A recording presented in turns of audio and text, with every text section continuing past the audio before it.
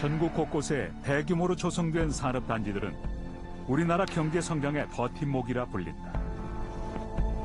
하지만 산업 발전에는 많은 책임이 뒤따른다. 특히 장시간 관리 감독이 필요한 산업 폐기물 매립장은 당장 해결이 필요한 심각한 문제 중 하나다. 각종 독성 물질을 함유한 산업 폐기물은 우리가 살고 있는 주변 환경을 오염시키고 식수원마저 위협하고 있기 때문이다. 해마다 이제 여름철 되면 저 하류부터 물고기가 이제 왔다가 떼죽음 당하고 이런 일들이 계속 반복되고 있죠. 고맙습니다. 아직도 되풀이되는 산업 폐기물 유출 사고. 이를 바라보는 산업단지 인근 주민들은 불안할 수밖에 없다. 여러 가지 물질 또 침출수 이런 것들이 굉장히 걱정이 돼서 잠 못 이루고 저희 삶이 완전히 피폐화되어 있거든요. 대체 산업 폐기물 문제가 계속 반복되는 원인은 무엇일까? 현재 가장 논란이 되고 있는 현장을 찾았다. 충청 남북도와 전라북도의 환경을 관리하는 금강유역환경청. 지난달 22일 이곳에 서산 지역 주민들과 환경단체 등 150여 명이 모였다. 영하 10도를 밑도는 혹한에도 사람들이 거리 집회에 나선 이유는 무엇일까? 서산에 산업 폐기물 매립장이 들어오면 어떤 문제가 생길 것 같습니까? 먼저는 독극물입니다. 독극물을 저희 앞마당에 붙이는 거고요. 이에 독극물이 지하 40m를 파서 공사를 합니다. 서산에 건설 중인 폐기물 처리장을 두고 항의 집회를 온 것이다. 공사를 중단하라! 12년 전 맨 처음에 매립장을 만들 때 신청할 때는 용량이 32만 큐빅이었어요. 그런데 그거를 자그만치 4배나 늘려서 지금은 132만 큐빅이라는 어마어마한 산업 폐기물 매립장을 만들고 있거든요. 2013년에 준공된 서산 오토밸리는 총 조성 면적이 약 4평방킬로미터에 이르는 대규모 산업단지다. 관련 법규에 의하면 산업단지 면적이 50만 평방미터 이상이고 폐기물 발생량이 연간 2만 톤 이상일 경우 단지 내 폐기물 처리장을 의무적으로 건설해야 한다. 현재는 자동차 관련 기업으로 산업단지의 약 70%가량이 채워져 있다. 지난 2014년 시행사의 발표에 따르면 당시 57% 정도 입주한 기업들의 하루 폐기물량은 약 26톤.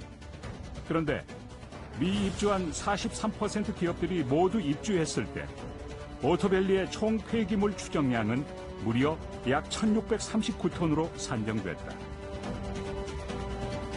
폐기물량이 많은 만큼 처리장의 규모 역시 증축될 수밖에 없었다.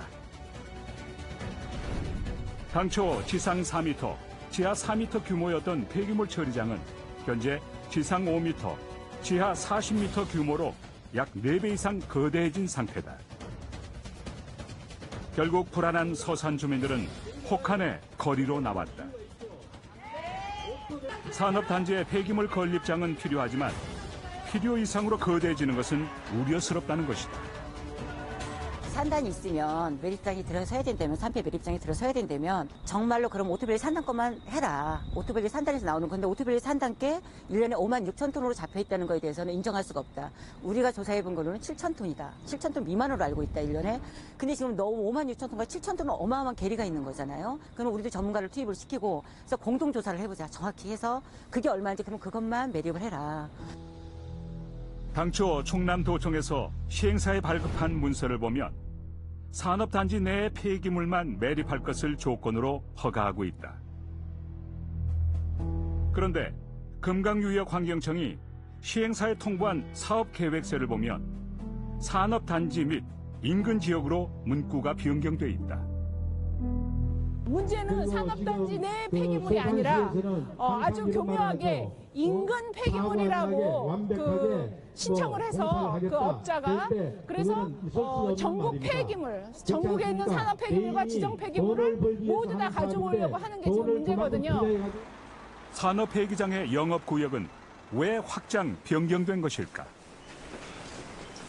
서산 주민들과 환경단체는 금강유역 환경청에 정식 면담을 신청하고 폐기물 처리장의 영업구역 확장을 허가한 이유를 물었다. 이제 구역 문제는 사실 폐기물법에는 구역을 이렇게 제한하도록은 하지 않고 있거든요. 도하고시에서 뭐 잘못됐다고 공문 보냈다고 했는데 누구한테 드렸는지 모르지만 저희한테 온 거는 가라고만 왔어요. 우리 의견이 있냐 해서 없다는 뜻을 동의한다는 뜻을 가라고 왔기 때문에. 환경청은 매립장 건립과 관련해 수십 가지의 법률 검토서를 지자체에 요청한다. 그때 충남도청에서 문제가 없다는 가 표시를 했다는 것이다. 그러면 충남도에서 가라고 했기 때문에 우리는 가했다. 그러면은 이거 충남도 정확하게 말씀해 주세요. 충남도가 가해를 했으니까 충남도 잘못이네요. 요구에 대해서 검토를 했는데 검토에서 특별한 이의사항이 없기 때문에 우리는 그 사업계획 적합 통보를 내준 거예요. 금강청에는 잘못이 없다라는 거잖아요. 그렇습니다. 저희가 허가를 해준 거는 산단 내로 해가지고 하라고 그렇게 돼 있는데 바로 옆에가 인더스밸리가 있고 그 바로 밑에 서산 테크노밸리가 있어요. 인더스밸리나 테크노밸리는 면적이 작았거든요. 그래서 매립장이 없어요. 그러면 바로 옆에 있는 산업단지에서 발생하는 거는 그러면 갈 데가 없잖아요. 그렇게 되면은. 하고 싶은 게 아니라 법적으로는 그 영업구역을 제한할 수 없도록 그렇게 법에 돼 있어요. 폐기물 관리법에. 폐기물 처리장이 의무화된 이유는 대규모 산업단지에서 필연적으로 발생하는 유해한 폐기물을 멀리 운송하지 않고 가까운 곳에서 처리하기 위해서다. 그런데 사업자가 수익을 많이 내기 위해 타 지역의 폐기물까지 처리하려는 것이다. 폐촉법상에서 해당 폐기물 처리 시설을 설치를 하게 되면은 그 처리 시설은 그 해당 산업단지에서 발생하는 폐기물만 처리할 수 있다, 처리해야 된다 이런 조항이 없어요. 단지 폐촉법에서는 처리 시설을 설치해야 된다라고만 규정을 해놓고 있고요. 매립장과 관련된 처리업 허가를 받게 되면 그 영업구역은 전국을 대상으로 다 할 수가 있는 거죠. 그래서 폐촉법에서 규정해 놓고 있는 입법의 취지와 폐기물관리법과의 지금 충돌이 발생을 하고 있는데 이 부분과 관련해서 이제 문제는 폐촉법에서 관련된 규정들을 명확하게 해놓지 않음으로 인해서 좀 발생하는 입법의 사각이라고 보거든요. 지역 주민들의 민원이 해결되지 않았음에도 폐기물 처리장은 현재 건설이 강행되고 있다. 서산 주민들이 이토록 폐기물 처리장의 확장을 반대하는 이유는 뭘까? 오토밸리에 입주해 있는 한 공장. 산업 폐기물 중 하나인 알루미늄 찌꺼기가 그대로 방치돼 있다. 저쪽에 보이는 저 마대자루, 푸대자루는 알루미늄을 재련하고 남은 알루미늄 찌꺼기, 가루이든지 알루미늄 원료이든지 둘 중 하나인데요. 알루미늄 찌꺼기면 저건 문제가 심각합니다. 저렇게 야적하면 안 되거든요. 알루미늄은 물방울과 결합하면 화재가 발생합니다. 지난해 12월 19일 이곳에서는 큰 화재가 발생했다. 야적장에 방치한 알루미늄 폐기물이 결로로 인한 물방울과 반응하면서 폭발이 생긴 것이다. 알루미늄 화재는 물이 아닌 화학약품으로 화재를 진압하는 특수 소방차가 필요하지만 당일에는 일반 소방차만 출동했다. 결국 이곳의 화재는 약 17일간 모든 알루미늄 찌꺼기가 전소되고 나서야 완전히 진압되었다. 소방차가 6대 정도 왔는데 그 알루미늄 화재는 물을 뿌리면 폭발이 발생한답니다. 그래서 소방차가 오기만 하고 진화를 하지 못하고 모래로 그냥 불난 알루미늄을 덮어놓기만 했었습니다. 이와 같은 화재가 생겼을 때 가장 큰 문제는 연기다. 알루미늄이 산화되면 신경성 유독물질인 흉이 발생한다. 또한 호흡기에 치명적인 중금속 분진과 초미세먼지도 함께 발생한다. 약 17일간 잔불이 이어지면서 검은 연기는 계속 이어졌다. 인근 아파트 주민들은 독성 물질로 인한 피해를 호소했지만 주민 대피령은 없었다. 연기가 지금 저기 저 철탑이 보이시잖아요. 그 위에까지 계속 이렇게 올라갔어요. 이 약간 그 LPG 가스 같은 막 그런 냄새 있죠, 왜? 쾌쾌한 그런 냄새. 그런 게 났었어요. 그래서 문을 못 열어놨었죠, 계속.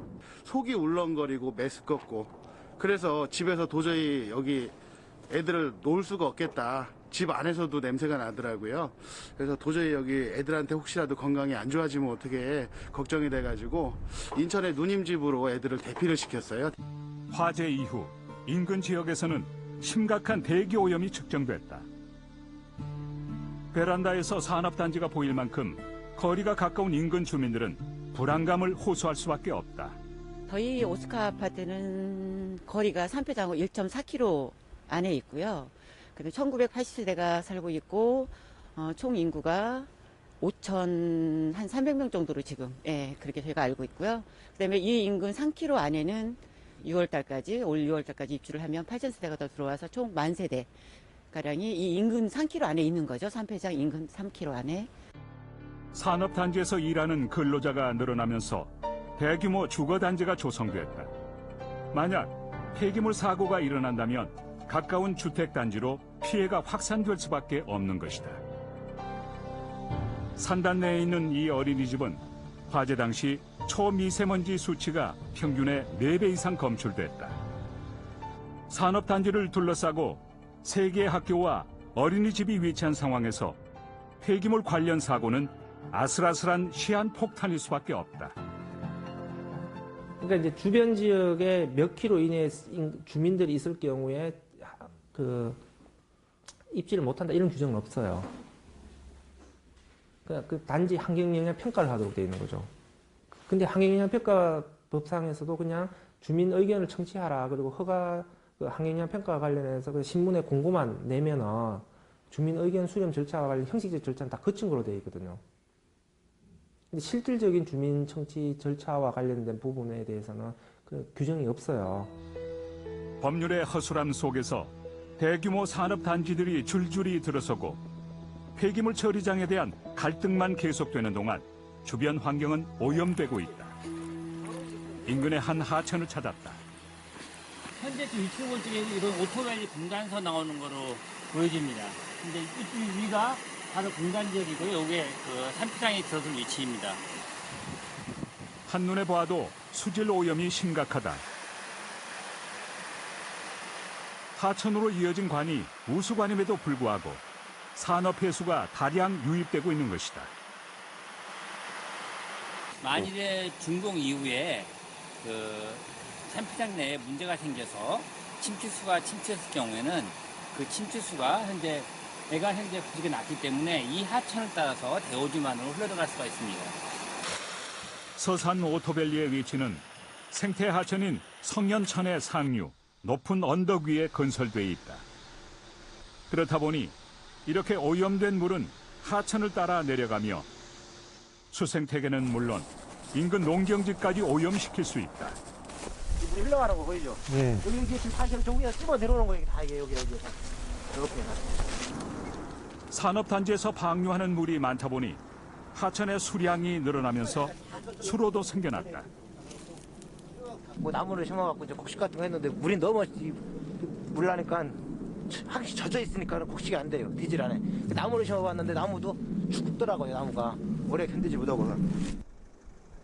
인근 농경지에는 물이 차면서 수확량도 줄어든 상태. 주민들은 만약 폐기물 처리장에 사고가 날 경우 오염된 물이 하천을 따라 논으로 들어올까 우려하고 있다. 지금 그 사람들이 뭐 콘크리트를 얼마나 두께를 친다고 1m를 친다고 그런 얘기는 하더라고요. 근데 그게 만약에 잘못됐을 때 그 물이 이렇게 찌워서 나오게 되면은 농사 짓는 사람들은 물르고 계속 쓸 거 아닙니까? 농사 질 거 아닙니까? 지자체에서는 안전하고 믿을 수 있는 폐기물 처리장을 만들겠다고 거듭 약속하고 있지만 건강과 직결된 문제인 만큼 주민들은 불안이 가득하다. 그 매립장 그 인근 주민들이 그걸 다 피해를 다 고스란히 받고 보상 문제 이런 게 문제가 아니라요. 먼저는 생명권이잖아요. 건강권의 침해를 받고 그 시에서도 만일에 이런 문제가 터지고 나면 우리는 행정적인 책임밖에 없다. 그거를 우리가 어떻게 해결할 수 있는 방법은 없다라고 시에서는 그렇게 넘기고 그렇다면 이거는 분명히 나라에서도 법을 개정해서 나라에서 책임지는 그런 제도로 넘어가야 되지 않나.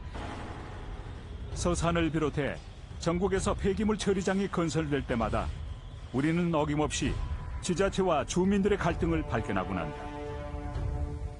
이토록 주민들이 산업 폐기물 매립장의 관리 감독을 잘하겠다는 지자체 말을 믿지 못하는 이유가 있다. 심각한 산업 폐기물 사고가 우리 주변에서 빈번히 발생하고 있기 때문이다. 소백산 등 명산을 병풍처럼 두르고 청풍호의 수려함을 간직한 충청북도 제천시. 한 폭의 수묵화와 같은 이곳을 옛 선조들은 청풍명월이라 불렀다. 그런데 지난 2012년 제천의 깨끗한 환경을 위험에 빠뜨린 사고가 발생했다. 문제 장소는 왕암동에 있는 한 산업 폐기물 처리장. 자, 여기는 산업 폐기물 매입장이고요. 에어돔은 2012년부터 12년 겨울부터 이제 붕괴가 되었고요. 당시 이제 폭설로 무게를 버티지 못해서 붕괴가 됐고, 그때부터 지금까지 복구나 어떤 조치 없이 그냥 그대로 방치가 있는 상태죠. 산업 폐기물을 매립할 경우 폐기물이 산화하면서 발생하는 유독가스가 새어나가지 않도록 에어돔 시설을 설치해야 한다. 하지만 에어돔이 붕괴된 현재 오염된 가스를 포집하던 포집관이 일부 남아있긴 하지만 언제 폭발할지 모르는 위험을 안고 있다. 자, 이 매립장은 2006년부터 이제 사업이 개시가 되었고요. 개시가 되자마자 그해 여름에 그 비로 인해서 이 에어돔이 한번 붕괴된 적이 있습니다. 그리고 나서 다시 이제 에어돔을 씌우고 다시 보수해서 재가동했는데요. 2012년도에 다시 에어돔이 붕괴되었고요. 그 중에 침출수가 외부로 나갔다는 의혹들을 계속 저희가 제기를 했죠. 폐기물에서 흘러나온 침출수는 독성 물질을 가지고 있어 각별한 처리가 필요하다. 당시 폐기물 매립장의 규모로 양을 산정한다면 에어돔 내부에는 약 12만 톤의 침출수가 있을 것으로 추정된다. 유해한 물질을 관리하는 만큼 폐기물 매립장을 운영하는 사업주에게는 환경을 향한 최소한의 도덕성이 필요하다. 하지만 실상은 책임을 회피하는 일이 비일비재. 현재 사업주 역시 폐기물 관리법 위반으로 인한 집행유예와 벌금형을 받아 사후 처리에 사실상 손을 뗀 상태다. 지금 최선의 조치도 못하고 있는 상태입니다. 여름 우기가 되면 제천시가 여기 위에, 그러니까 에어돔 상단에 빗물이 들어갔을 때 빼주긴 하지만 사실 그 비용도 한 1년에 한 1억이 좀 더 들어가는데요. 그걸 누구에게 청구할지도 모르겠고. 현재 제천시는 에어돔에 고인 빗물로 인한 2차 피해를 막기 위해 매년 지자체 예산으로 양수기로 물을 빼주는 작업을 하고 있다. 결국 우리의 세금이 쓰이는 셈이다. 개인 사업장이었던 만큼 사업주가 끝까지 책임을 져야 하는 것은 아닐까. 이제 사업자 책임인데, 사업자 어차피 이거 해결하려면 돈이 필요하잖아요. 그런데 이제 그 회사가 이제 거의 부도 나가지고 돈이 없기 때문에, 그러면 결국은 이제 지방자치단체에서 이 매립장으로 해서 환경오염 방지를 위해서 대책을 수립을 해서 시행을 해야 되는데, 그래서 지금까지 이제 개인 시설이다 보니까 예산 확보하기도 힘들었어요. 그래서 이제 사업이 조금 이제 지연이 된 걸로 저는 알고 있습니다. 폐기물을 매립하면서 그 매립지 사업자들이 그 수익은 다 걷어가고, 문제가 발생했을 때는 이제 사업자가 부도를 내거나 비용을 부담시킬 재정 능력이 되지 않거나 이런 상황이 발생을 하게 되니까 결국은 공공의 부담으로 넘어오게 되는 것이죠. 사업을 시작할 때는 수익을 극대화하기 위해 대규모로 매립장을 지었다가 문제가 생기면 책임을 회피하는 악순환이 계속되고 있는 것이다. 그렇다 보니 해결 방법의 개선 없이 똑같은 폐기물 사고가 반복되고 있다. 해결책을 찾지 못하는 사이 매립장 인근 환경은 점차 심각해지고 있다. 이 물은 이제 이 공단 안에 빗물입니다. 빗물이나 지하수가 이제 이쪽으로 빠지는 건데요. 마땅한 오염원이 하나도 없습니다. 매립장 외에는. 그래서 저희가 그 여기를 보고 매립장의 그 침출수가 이쪽으로 흘러나오는 게 아니냐 이렇게 이제 의심하는 이제 그런 현장인데요. 불과 10년 전만 해도 이곳에는 맑고 깨끗한 도랑이 흘렀다. 하지만 폐기물 매립장 사고가 난 후 누렇게 떠다니는 찌꺼기와 악취 때문에 이곳을 찾는 사람은 거의 없는 상태다.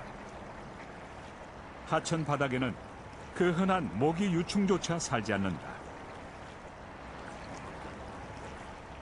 물고기가 매년 떼죽음 당할 정도로 이 물들이 어떤 식으로 오염이 되었다는데 그럼 오염원들을 정확하게 해당 지자체나 환경청에서는 조사해서 밝힐 의무가 있는 거죠. 그리고 그 원인들을 규명해야 하는 거고요. 그런데 저희가 이걸 그동안 계속 이야기를 했습니다. 지적을 하고 또 환경청이나 지자체에다가 대책을 세워라라고 했는데 사실상 그때마다 원인을 찾을 수 없다. 원인 불명이다. 이런 식으로 덮고 넘어갔단 말입니다.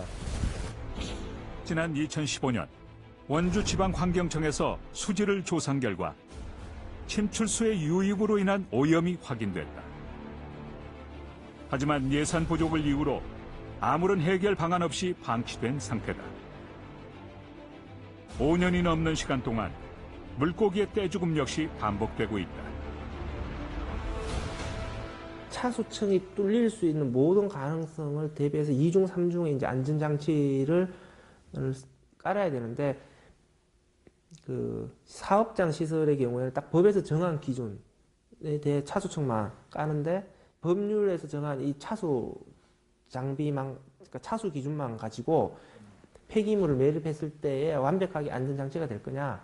그러니까 실제로는 그 여러 가지 그 실제 폐기물의 그 종류 성상이나 이런 걸 따라서 이제 하다 보면 이 차수층이 뚫릴 수 있는 가능성도 있다.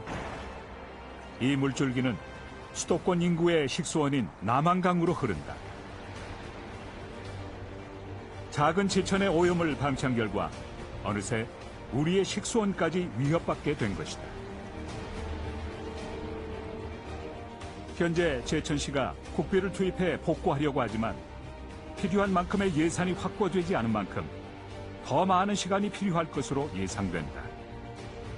매립되는 산업 폐기물은 소각할 수도 재활용할 수도 없는 매우 유해한 폐기물이다. 그만큼 폐기물이 유출되었을 때 환경에 미치는 영향도 심각하다. 따라서 폐기물 매립장 문제에 공공적인 해결책이 필요하다. 결국 이 문제를 해결해 주는 것은 국가가 책임지고 산업 폐기물은 국가가 처리해주는, 아니면 국가 통제를 잘 할 수 있는 그런 식으로 가야지 않나 싶고요. 그마저도 힘들면 뭐 광역도 단위로 산업 폐기물 매립장을 만든다든지, 그래서 어떤 총량제를 한다든지 이런 식으로 해서 좀 합리적으로 이 산업 폐기물이 처리가 될 수 있도록, 그다음에 지역 주민들의 삶들도 해치지 않는 선에서 좀 처리할 수 있도록 좀 해야 할 것 같습니다. 산업단지 인근 주민들은 폐기물 문제가 생존이라고 말한다. 독성 물질이 많은 산업 폐기물은 빨리 확산되고 복원도 쉽지 않아 심각한 환경 오염을 야기하기 때문이다. 경제 발전이라는 명목으로 산업단지의 규모를 키우는 데만 집중하기보다 산업 폐기물 문제에 근본적인 관리 대책이 나와야 할 것이다.